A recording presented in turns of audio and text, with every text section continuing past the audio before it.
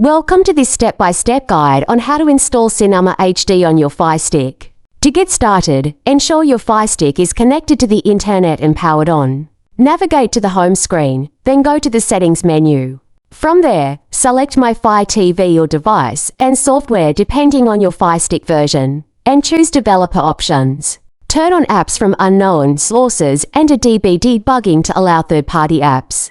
Next, go back to the home screen, click the search icon, and type Downloader. Install the Downloader app from the search results and open it.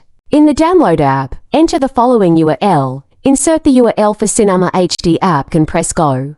Once the Cinema HD app file downloads, select Install and wait for the installation to complete. Afterward, click Open to launch Cinema HD or find it in your apps library.